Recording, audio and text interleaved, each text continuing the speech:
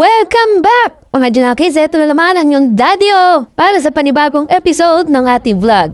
And today's video, magluluto tayo ng sweet and sour pampano. At ito na nga, pinirito na natin ang dalawang naglalapihang pampano. At habang piniprito natin yan, maggagayat na tayo ng ating mga aromatics.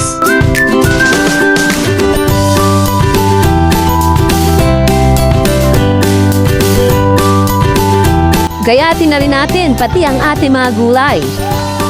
Carrots lang yan, tsaka yung bell pepper.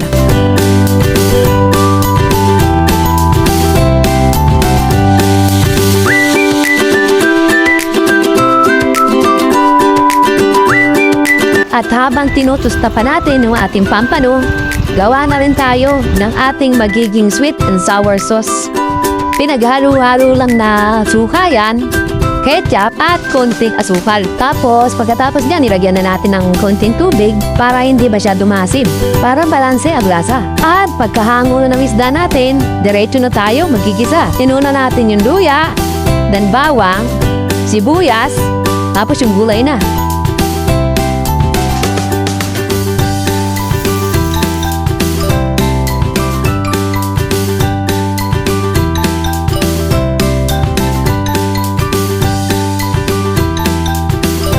At pag malambot na yung gulay natin, lalagay na natin yung ating sauce. Mekos-mekos lang ng konti.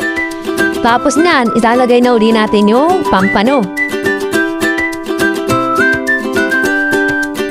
Simmer for about 2 minutes. Tapos nalagyan natin ng sibuyas na mura para pampaganda.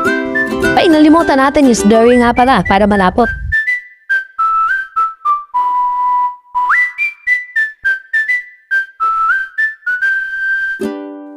At eto na ang finished product. Diba? Ganun lang kasimple, ganun kadali. Tara, tikman na natin tong ating sweet and sour pampano. Hatid sa inyo ni Daddy-O.